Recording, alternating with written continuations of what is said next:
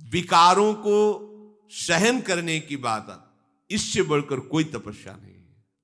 खोजने की जरूरत नहीं तपस्या, इसको सह जाओ। यही सबसे बड़ा तप है, सह जाना। बाहर तो त्वगेंद्री आग सह रही, आग आसपास लगा ली, उसका ताप त्वगेंद्री सह रही, दिखाई देता है, हाँ तो तप कर रहा है, शयन कर रहा है। लेकिन वो एक त्वगेंद्री के दाह को सह जाना कोई खास बात नहीं है। इंद्रियों के भी ऊपर जो विराजमान ये मन है, मन के ऊपर विराजमान बुद्धि है, इनमें जब कामाग्नि का आवेश हो, क्रोधाग्नि का आवेश हो, इनके ताप को सह जाए, वही तपस्वी है, वही तपस्वी है। अगर ये सहना नहीं आया तो तपस्या नहीं। और ये कोई अहंकार से सह नहीं सकता। भगवान कह रहे हैं वो तपस्या मैं हूं। इसलिए भगवान की शरण में होकर उनको पुकारते हैं तो वो कृपा करके तप रूप से हृदय में आ जाते हैं। और ये सहनशीलता भगवत प्रदत्त होती है, फिर उसे कोई गिरा नहीं सकता। उसको ज्यादा विचार नहीं करना पड़ा काम त्यागने के लिए, क्रोध को सहने के लिए उसे कोई सूत्र नहीं पढ़ने पड़े, क्योंकि भगवान का शरणागत है, सह गया। ये बड़ी बात है। गोदावरी से स्नान करके आ रहे हैं, ऊपर से थूक दिया, फिर स्नान करने चले गए, फिर थूक दिया, आएगा उसी वही रास्ता था, 100 बार थूका। देखो महात्मा की महिमा, एक 100 बार थूका, 100 बार स्नान करके, कुछ नहीं बोले, देखा भी नहीं। और उसको लगा कि नीचे उतर के आए, साष्टांग दंडवत है, क्षमा कर दो महाराज, गलती हुई। देखो क्षमा में कितनी सामर्थ्य है। कुछ नहीं कहा, देखा भी नहीं। उनका भैया तुमसे गलती क्या हुई? आपके ऊपर थूका। नहीं, ये तो कृपा की। हम बहुत त्रिकाल स्नान करते, पर आपकी कृपा से कुछ ही समय में 100 बार हमें अवगाहन करने का अवसर मिला। ये तो आपकी कृपा हुई। ये देखो, ये है तपस्या। जरा भी क्रोध नहीं आने दिया, जरा भी हृदय मलिन नहीं हुआ। इसी से भगवान प्रसन्न होते हैं। जो जितना सहनशील है उतना ही वो महान महात्मा होता है। महात्मा भगवत प्रिय होता है, भगवान का लाडला बनता है। देखो हमने सब मनुष्य शरीर मिला, हरि स्वरूप आचार्यों की शरणागति मिली, भगवत मार्ग मिला, हमको चूकना नहीं है। ये तपस्या अहंकार में क्षमता नहीं है कि सह जाए। ये तप केवल भगवत प्रदत्त होता है। जो प्रभु का शरणागत है, प्रभु के आश्रित है, उसमें सामर्थ्य आती है। सोचो, एकांत जंगल है, पर्णकुटी के अंदर जवान स्त्री जो वैश्या है, वो गई ही है भ्रष्ट करने के लिए, लेकिन हरिदास जी के मुख से निरंतर हरिनाम चल रहा है।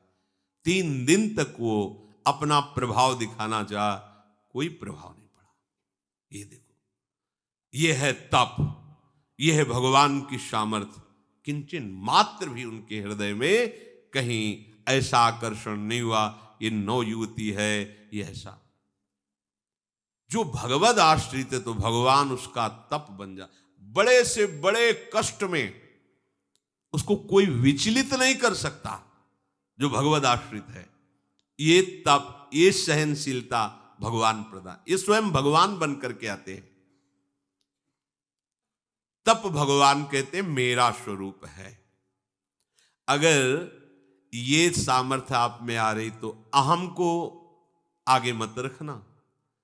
अगर थोड़ा भी आप काम पर विजय प्राप्त कर रहे हैं, क्रोध पर विजय प्राप्त कर रहे हैं, तो श्री भगवान के बल से, प्रभु के बल से, थोड़ा संयम से आप ठीक चलने लगे, अहम को आगे मत करना। अहम को आगे आप किए, इसका लक्षण दूसरे में आपको दिखाई देने लगे। मैं ठीक चल रहा हूं, ये देखो गलत चल रहा है। जहां ऐसा दिखने लगे तो समझ लेना कि अब मेरी गिरने की स्थिति आ रही है। भयभीत हो जाओ, डर जाओ। अहम को आगे करोगे, गिर जाओगे। वास्तविक सहनशीलता, द्वंद्वों को सहने के सामर्थ्य श्री भगवान के प्रसाद से मिलती है, उनकी कृपा से मिलती है। बीजम माम सर्वभूतानां विद्धि पार्थ सनातनम बुद्धिर्बुद्धिमतामस्मि तेजस्तेजस्विनामहम। हे प्रथानंदन, संपूर्ण प्राणियों का अनादि बीज मैं हूं। बुद्धिमताम बुद्धि, समस्त बुद्धिमानों की बुद्धि मैं हूं। तेजस्विनाम तेजः, समस्त तेजस्वियों का तेज मैं हूं। भगवान कह रहे मैं अविनाशी बीज हूं, अर्थात सब मेरे से ही प्रकट हुए हैं। सबका कारण मैं हूं। सब मेरे से प्रकट हुए हैं, मेरे में रहते हैं और मेरे में ही समा जाते हैं। मेरे बिना किसी का कोई अस्तित्व नहीं। कितनी बढ़िया बात है अगर ये समझ में आ जाए। ना हमारा, ना आपका, न सूर्य का, न चंद्र का, न पृथ्वी का, किसी का कोई अस्तित्व नहीं। सबका अस्तित्व मेरे प्रभु है। जितने बीज हैं उन्हीं से सब कुछ प्रकट हो। मतलब वृक्ष का बीज तो वृक्ष प्रकट होता है, मनुष्य का तो मनुष्य प्रकट होता है। सबका मूल कारण बीज ही होता है। भगवान कह रहे हैं सब बीजों का बीज, अविनाशी बीज मैं हूं। तो हम सबके पिता प्रभु हैं, सबके जनक प्रभु हैं। हम सब एक ही प्रभु के बच्चे हैं। ना कोई छोटा है, ना कोई बड़ा है, ना कोई अच्छा है, ना कोई बुरा है, ना कोई उत्तम है, ना कोई अधम है। सब एक ही तत्व के बने हुए हैं। जहां ये बात समझ में आ जाती है, राग द्वेष खत्म हो जाता है।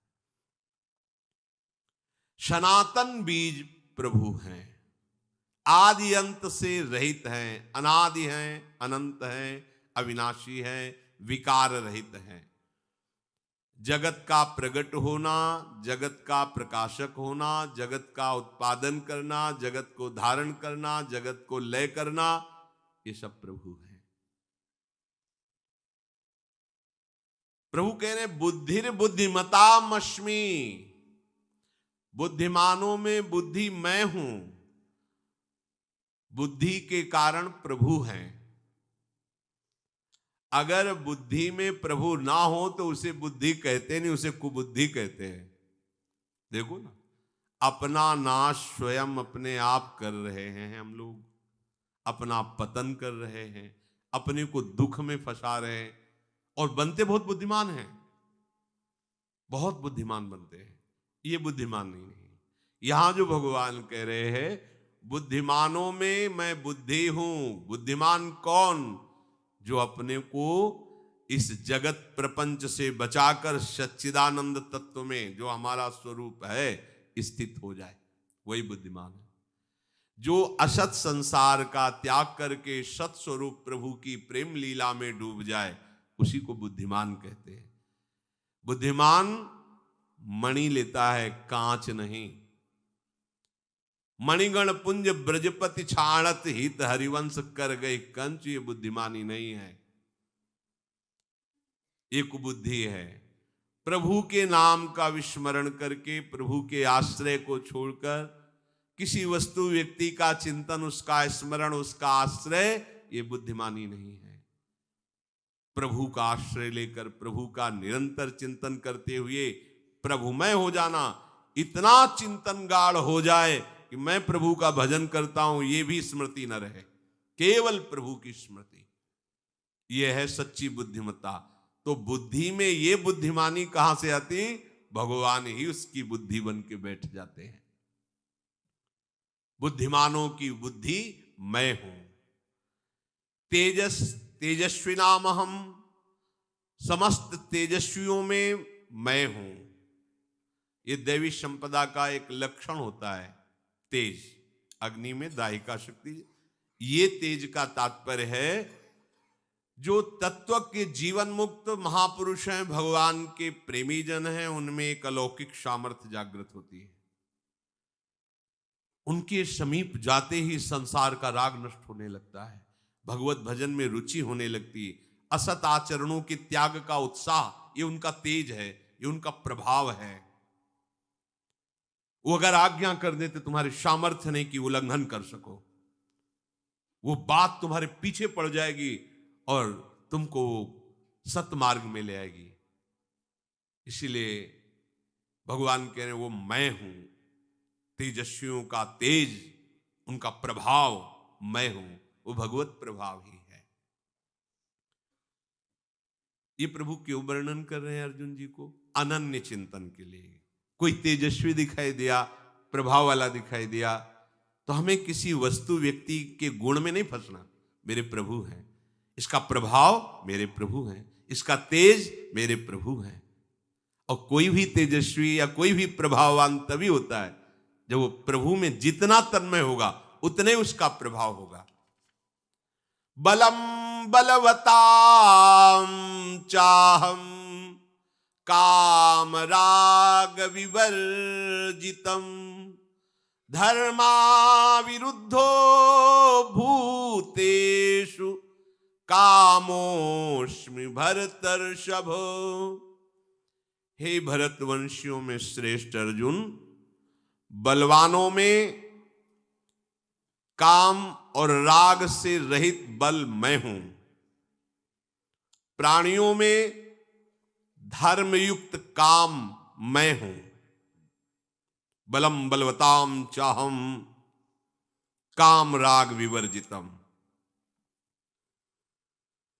ये बात समझनी है।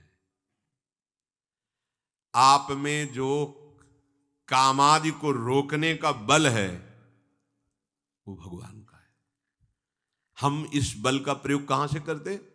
भोगने में करते, रोकने में नहीं करते। ये बल हमें मिला है मुक्त होने के लिए, और हम क्या करते? और फंसने वाले कार्य करते हैं। सावधान।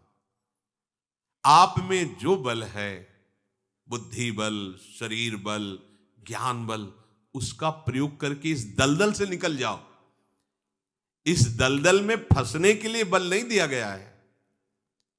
आपको जो विवेक मिला, बुद्धि मिली, बल मिला, निकल जाने के लिए। अभी मंद बुद्धि, इसलिए आप समझ नहीं पा रहे कितना भयावह संकट है सामने, नहीं समझ पा रहे। अगर भगवत प्राप्ति नहीं हुई, इस जन्म में भजन नहीं बन पाया, पता नहीं किस योनि में जाना पड़ेगा। आपकी बुद्धि मंद है, इसलिए वो परिणाम पर प्रकाश नहीं डाल पा रहे, नहीं भयभीत हो जाएंगे अभी आप। आज हम अब सुखपूर्वक बैठे हुए हैं, कल कौन सी परिस्थिति होगी? सांस लेना भी मुश्किल हो जाता है, जीना भी मुश्किल हो जाता है, ऐसे भयानक कष्ट आते हैं, लगता है इससे अच्छा मृत्यु है। पर मृत्यु के बाद क्या हमारा स्वरूप होगा? कोई हम मुक्त थोड़ी हो गए, फिर किसी योनि में डाल दिए जाएंगे, फिर किसी कष्ट भोगने के लिए हमारी तो एक बार हमें चांस मिला निकलने का, और इस चांस को हम कहां खो रहे? भोगों के भोगने में, मनमानी आचरण करने में, अहंकार की पुष्टता में। ठीक बात नहीं है। इसलिए भगवान कह रहे बलम बलवताम चाहम काम राग विवर्जितम। कठिन से कठिन कोई भी परिस्थिति हो, यदि आप प्रभु का आश्रय लिए हो, वो आपको कठिन नहीं लगेगी, क्योंकि वो बल प्रभु होंगे। देखो, शरीर रोग से ग्रसित हो जाए, कोई संसार में तुम्हारा साथ न दे, भारी से भारी प्रतिकूल परिस्थिति, पर आपके हृदय में जो एक उत्साह है ना, वो भगवान होते हैं। बलम बलवताम, नहीं नहीं नहीं, मुझे कोई परास्त नहीं कर, मैं भगवत विस्मरण नहीं कर सकता, अन्य का आश्रय नहीं ले सकता, प्राण त्याग देना सहज है, पर मैं ऐसा नहीं कर सकता। भूल न दे कुमारक पांव, ये बल भगवान है, ये आप में है। आप इसका दुरुपयोग कर रहे हैं, इसलिए आप इसे समझ नहीं पा रहे। जहां कोई विकार, जहां कोई कठिन परिस्थिति, प्रतिकूलता आई, आप भूल जाते हैं अपने प्रभु को और आप गिर जाते हैं। नहीं, आप में बड़ा बल है, क्योंकि आप बल समुद्र प्रभु के अंश हैं, और आप में वो बल प्रभु ने दिया है। आप कर सकते हैं, आप हिम्मत कीजिए। जो आप राग में बल प्रयोग कर रहे हैं, काम में बल का प्रयोग कर रहे हैं, उसी को अनुराग और निष्कामता की तरफ प्रयोग कीजिए, अभी आनंद समुद्र में डूब जाएंगे। आसक्ति रहित, कामना रहित, शुद्ध निर्मल उत्साह प्रतिपल भजन का ये भगवान का बल है। यहां कामना युक्त प्रतिपल भोगों को भोगने के लिए उत्साह हम बढ़ा रहे हैं। खूब भोग सामग्री एकत्रित हो जाए, कैसे होगी? धन से। धन कैसे मिलेगा? जैसे भी मिले। अच्छा, धन मिला, धन मिले, भोग सामग्री मिले, भोग सामग्री मिली, किसके लिए? जीवन के लिए। तो इस जीवन का उद्देश्य क्या है? जी किसके लिए रहे हो? भोगों को भोगने के लिए। ये अस्तित्व है, ये हमारा क्रम है। नहीं, जीवन है प्रभु के लिए। ये सब जीने के साधन है, वो प्रारब्ध में पहले ही निश्चित है। अन मांगे आगे आवेगो, जीव पल लागे पल को, श्री स्वामी हरदास जी कह रहे हैं। मति बंछे रे मति बंछे, तिल तिल धन को, अन मांगे आगे आवेगो, जीव पल लागे पल को। बस तू तो इस जीवन का लाभ ले ले। ये जीवन किसके लिए? प्रभु के लिए। अब आप सही मार्ग में चल दोगे। जीवन किसके लिए? भोगने के लिए। भोग किसके लिए? जीवन के लिए। बस इतने चक्र रह गया। भोग सामग्री संग्रह करो और खूब उनको भोगो, और कुछ नहीं है।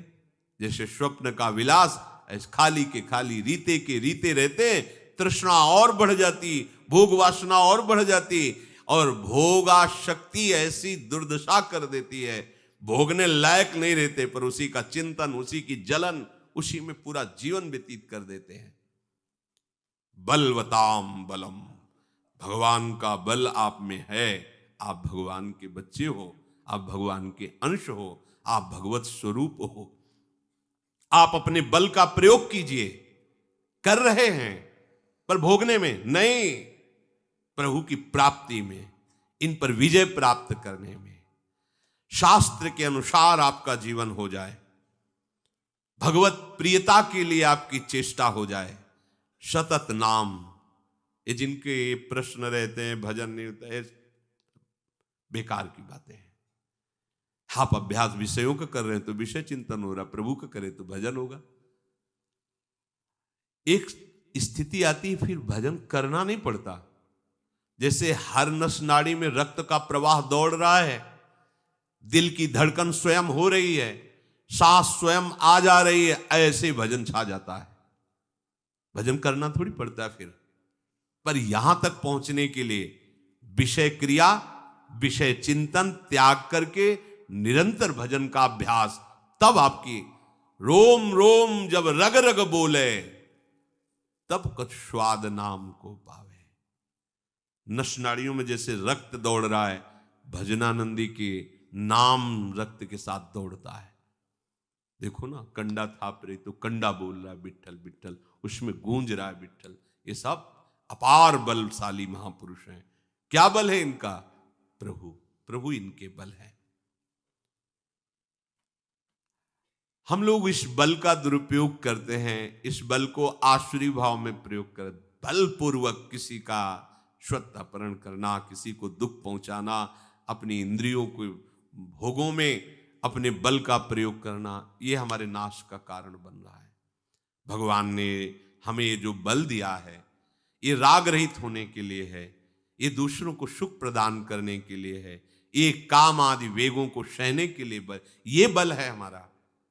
हम टूट जाएं, हम निराश हो जाएं, उदास हो जाएं, कैसी परिस्थिति में हमें डाल देते हैं ये भोग कामनाएं, भोग चिंतन। स्वयं आत्महत्या करने के लिए तैयार हो जाता है आदमी। इतना अमूल्य जीवन ऐसे ऐसे नष्ट करने के लिए, इतना जिस मन का दुलार करता रहा, वही मन उसको ऐसी परिस्थिति में पहुंचा देता है कि जीवन भार लगने लगता है। सावधान हो जाओ। धर्माविरुद्धो भूतेषु कामोस्मि भरतर्षभ। मनुष्यों में धर्म से अविरुद्ध अर्थात धर्मयुक्त काम मैं हूं। सबके अंदर कामना रहती है, कोई ऐसा नहीं जिसके अंदर काम ना हो। उसका मोड़ कर दिया जाता है। अब हमारी कामना का विषय हमारे प्रियालाल है, हमारी कामना का विषय प्रियालाल की सेवा है, हमारी कामना का विषय निरंतर प्रियालाल का चिंतन है, हमारी कामना निकुंज में जाने की है, हमारी कामना प्रियालाल के साथ रहने की है, हमारी कामना एक क्षण भी उनसे हम विलग न रहे। काम ही तो है। काम का शब्द केवल एक जनेन्द्रीय जनित मलिन क्रिया को नहीं कहते, संपूर्ण कामनाओं को कहते हैं। ये काम की धारा को इनकी तरफ मोड़ दो। सुंदर देखने की इच्छा है तो इनसे सुंदर कौन होगा? युगल सरकार से। सुंदर सुनने की इच्छा है, एक एक अक्षर में प्रेमामृत समुद्र उड़लते जब प्रियालाल बात करते हैं। आहा, गावत सुंदरी हरि सरस धमार, पुलकित खग मृग बहत नवारी। प्रियालाल गा रहे हैं। स्पर्श, इनसे सुंदर किसका स्पर्श होगा? इनके श्री चरणों की सेवा, इनके श्रीअंगों में पोशाक धारण करवाना, आभूषण धारण कर, ये हमारी संपत्ति है। ये दंपत्ति हमारी संपत्ति है। जैसे अपनी संपत्ति में कोई भय नहीं होता, ऐसे ही हमारी संपत्ति प्रियालाल हमारे खिलौना है। श्यामा श्याम ये हमारे खिलौना है, ये हमारे जीवन धन है, ये हमारे प्राण है, ये हमारे मित्र है, ये हमारे सर्वस्व है। कामना को मोड़िए इधर। इनसे बढ़िया प्रीतम कौन होगा? इनसे बड़ा धनी कौन होगा? और ये सब होते हुए भी बहुत प्यार करते हैं। जो कोई थोड़ा भी इनसे प्यार कर ले, बहुत प्यार करते हैं। आप सोचिए जरा, अर्जुन जी भी भगवान के अंश ही है ना। किसी पार्षद को अपने सारथी को कह देते कि रथा की, जो समस्त दिव्य शक्तियों से संपन्न भगवान के सारथी, लेकिन भगवान स्वयं सारथी बन गए। किसी एक पार्षद को भेज देते, जाओ सेन नाई का सब काम बना दो, एक क्षण में बना दे। राजा को वैसे ही सब। आप गए राजा के चरण चाप रहे, तेल मालिश कर रहे, पार्षद को नहीं भेजा। माधवदास बाबू आप मल भरी लंगोटी धो रहे हैं, त्रिलोचन जी के आप नौकर बनकर। ऐसा स्वामी कौन होगा प्यार करने वाला? इतना बड़ा महान ईश्वर होते हुए अपने दास के लिए इतना गिर जाना, कैसे इनकी कोई कृपा का वर्णन करे? सोचो, इतना नीचे उतर कर सेवा करना, इतना नहीं। और इतने बड़े बड़े सामर्थ्यशाली, अगर एक पार्षद अपने स्वरूप में आ जाए तो त्रिभुवन में कोई उनके सामने खड़ा होने वाला नहीं, क्योंकि भगवान के दिव्य अस्त्रों से संपन्न भगवान के दिव्य पार्षद।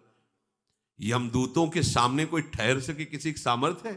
पर नारायण अपने बच्चे के लिए आवाज निकली ऐसी, भगवान की पार्षद आग थर थर कांप रहे थे यमदूत, केवल दर्शन मात्र से। ऐसे थोड़ी, ऐसे स्वामी इन पार्षद, ये सब शक्तियां ही तो मायादि अनंत शक्तियां। आप प्रभु स्वयं सेवकाई कर रहे, अपने भक्ति की सेवकाई कर रहे हैं। इससे बड़ी प्रसंग आता है ब्रज लीला के अंतर्गत। श्री रूप जी के पास सनातन जी गए, उनके मन में आया अगर आज खीर बना के पवाते, क्योंकि भिक्षावृत्ति से रहते हैं, तो श्री जी स्वयं गई। वर्णन आता, कितनी कृपालु स्वामिनी। किसी सखी को भेज देती, प्रभु को बोल देती, वो क्षीर समुद्र से दूध ला करके खीर बना के दे देते उनके लिए। कोई स्वयं स्वामी जी अति उदार विवि सुंदर सुरत सूर सुकुमार। अब और हम किसको अपना प्यारा माने, किसको प्रीतम माने? ये कामना रोकनी नहीं है, मोड़नी है, मोड़नी है। ऐसे सुन, मतलब पति भाव से गोपीजनों ने भजा तो बड़े बड़े परमहंसों ने चरण धूली माथे पे धारण की। सखा भाव से भजा, मेरा पुत्र, इस भाव से भजा। अरे वो तो तुम्हारे सब कुछ, स्वामी सेवक गुरु चेला मित्र, कुछ भी बनने के लिए तैयार है। ऐसा कौन स्वामी होगा? ऐसा कौन महान दूसरा हो सकता है जो अपने प्यार करने वालों के लिए कुछ भी बन सकता है? कोई त्रिभुवन में ऐसा कोई त्रिभुवन में नहीं। भीष्म जी ने प्रण लिया दुर्योधन की बार बार प्रेरणा पे। दुर्योधन कहते 10,000 महारथियों को मारते हैं, लेकिन मुझे पता है तुम पांडवों से प्रेम करते हो, हमारे सेनापतियों पर विजय मनाते पांडवों की हो। बार बार उन्होंने 5 बाण निकाले और कहा, अगर मैं कल सुरक्षित रहा तो कल पांडवों का वध निश्चित है। भीष्म प्रतिज्ञा। सूचना फैल गई दोनों शिविरों में, कौरव पक्ष के उत्साहित हो गए। भीष्म प्रतिज्ञा मतलब अटल। द्रौपदी जी ने जब ये बात सुनी तो उनका हृदय कांप गया।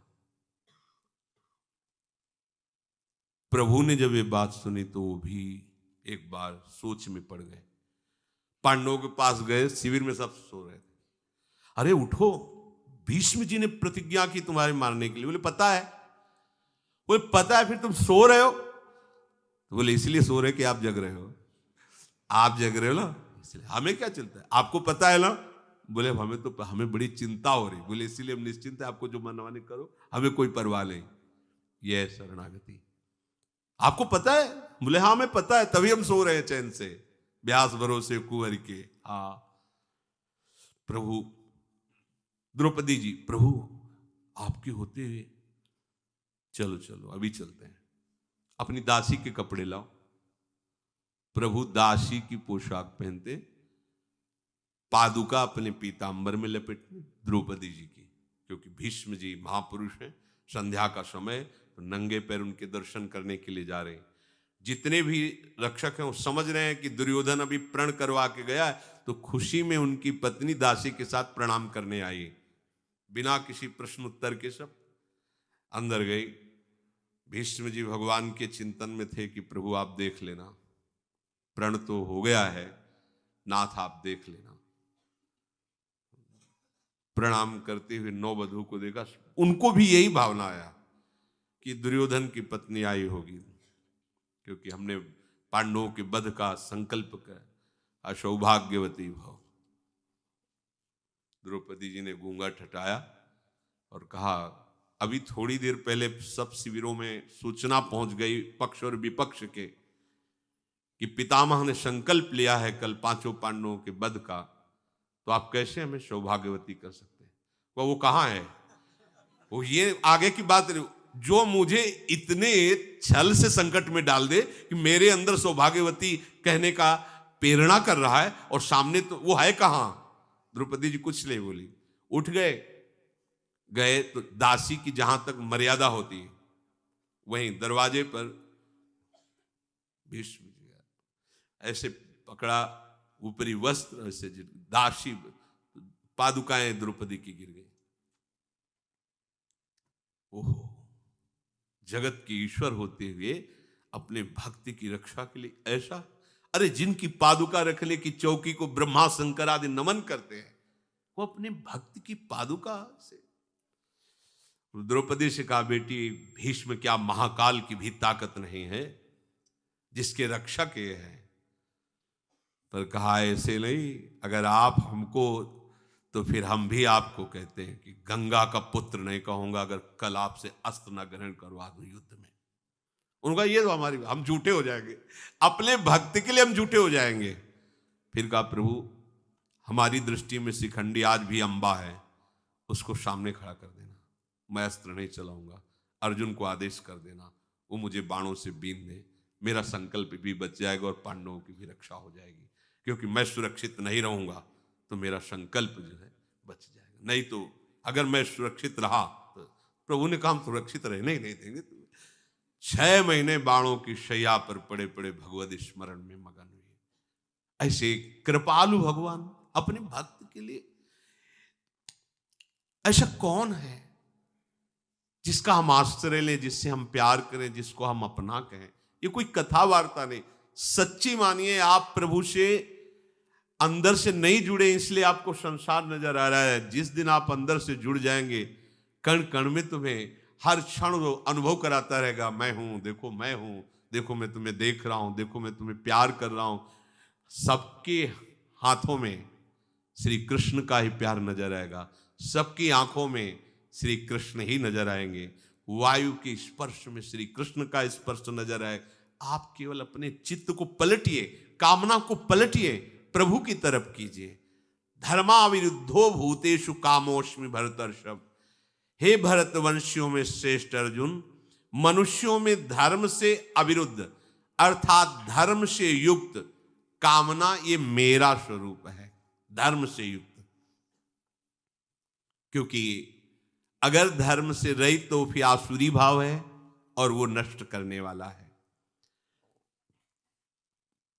अगर लौकिक काम की भी आज्ञा दी गई है तो सद्गृहस्थी की मर्यादा के अनुसार पाणी ग्रहण आदि संस्कार करके भगवान की प्रसन्नता के लिए, सृष्टि सम्यक पूजा के लिए, वो संतानोत्पत्ति, वो भी भगवत स्वरूप मानी गई है। वासना की पूर्ति के लिए नहीं, भगवत प्रसन्नता के लिए। शेष समय ब्रह्मचर्य रह करके भगवत आराधन पूर्वक सृष्टि की जो सेवाएं हैं उनको भगवत स्वरूप मान करके करे, वो महात्मा ही होता है, वो भगवत स्वरूप ही माना जाता है, वो ब्रह्मचारी ही माना जाता है। वो राग रहित हो जाएगा, उसे काम फंसा नहीं पाएगा जो धर्म से चलेगा। जो अधर्म से युक्त हो जाता है, यही काम ऐसी उसको जलन पैदा करता है, ऐसी आसक्ति पैदा करता है, वो भ्रष्ट होते होते पशुओं से भी नीचे गिर जाता है। काम जब धर्म से युक्त होता है तो काम हमारे अधीन होता है, और जब हम धर्म से विमुख हो जाते हैं तो हम काम के अधीन होते हैं। काम के अधीन हो जाने पर फिर ये नहीं दिखाई देता कि ये कौन है। ऐसी मदांधता चढ़ती है कि वो पवित्र संबंधों को भी दूषित करने लगता है। कोआ मदांधो मदना तुरोवा। अगर धर्म से युक्त काम है तो काम हमारे अधीन रहेगा, और अगर धर्म का त्याग कर दिया तो हम काम के अधीन हो गए तो फिर आसुरी भाव छा जाएगा, राक्षसी भाव, ये जो हमारी दुर्गति का कारण बनता है, ये काम की अधीनता। काम का तात्पर्य एक ही इंद्रियजन्य नहीं, हमारी कामना धन की हुई, हमारी कामना मान की हुई। अपने मान की रक्षा के लिए हम दूसरों को मरवा सकते हैं, अपने धन की कामना के लिए हम दूसरों की चोरी कर सकते हैं, बहुत तरह की कामना है। जब हम धर्म से युक्त होंगे तो कामना हमारे अधीन होगी, जब अधीन होगी तो सही मार्ग चलेंगे। और जब हम धर्म से विमुख होंगे, भगवत विमुख होंगे, तो हम कामना के अधीन होंगे और कामना हमारा नाश कर देगी। जब तक हम भगवत सन्मुखता धारण नहीं करते, ये कामनाएं हमें जलाती रहेंगी, ये कामनाएं हमारी दुर्गति करती रहेंगी। इसलिए भगवद आश्रय लेकर ये जन्म केवल प्रभु को दे दो, केवल प्रभु को। बहुतों से प्यार किया है, बहुत सी कामनाओं की पूर्ति के लिए बहुत से जन्म दिए हैं, एक बार ये जन्म जितना बचा है वो प्रभु को दे दो, फिर आप देख लेना, निहाल हो जाओगे। अगर आज शाम तक ही प्राण छूट गए तो भी आपका घाटा नहीं होगा। आज अभी बात स्वीकार करो, शाम तक प्राण छूट जाए तो घाटा नहीं होगा, आपकी उन्नति होगी। आपको परमार्थ का या अवसर देंगे और या परमार्थ का फल दे देंगे, दोनों बात है। अगर उनकी इच्छा हुई कि इसे साधन परायण बनाकर जगत मंगल के लिए तो भेज देंगे, भक्ति का अंदर बल दे करके। और अगर उनको लगा कि नहीं, तो अभी आपने निश्चय किया है वो शाम तक शरीर छूट जाए तो भगवत प्राप्ति हो जाएगी। बड़े कृपालु हैं प्रभु, बड़े कृपालु हैं। एक क्षण में सारे के सारे अंदर जितने दोष सब नष्ट कर सकते हैं, बस हम अहंकार रहित होकर उनका आश्रय लेकर भजन परायण